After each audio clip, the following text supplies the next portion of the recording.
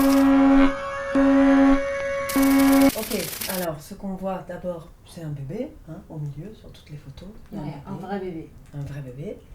Il est dans les bras d'une vraie actrice qui est habillée en bleu de travail, comme si c'était une ouvrière. Comme dans les usines avant, en fait. Voilà, c'est ça. Travail à la chaîne.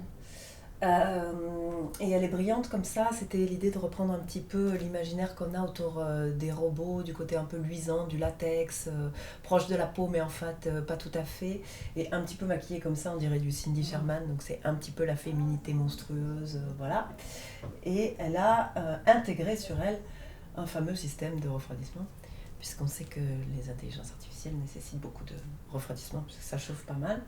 La question qu'on se posait, c'est lié au travail des femmes, en fait, qui assument plusieurs journées dans une journée, entre les enfants, la maison, le travail, voilà. Le travail domestique, en fait.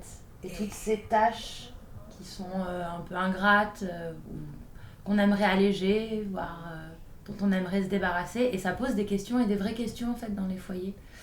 Parce que les hommes les font pas forcément, et en même temps le foyer ne tient pas. En fait, si on sort pas les poubelles, c'est compliqué, si on ne lave pas, c'est compliqué.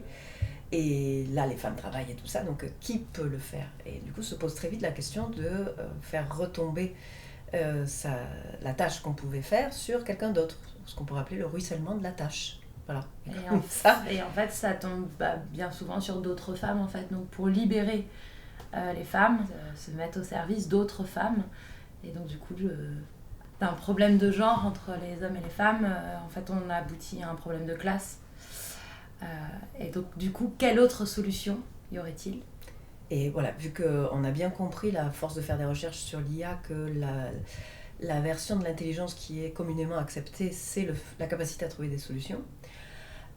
Si on a donc ce problème, quelle solution pourrait apporter l'IA? Et l'IA pourrait par exemple apporter la solution de créer des humanoïdes qui viendraient remplacer les humains sur des tâches qu'ils ne peuvent pas accomplir au quotidien, tout en préservant de l'exploitation d'autres êtres humains.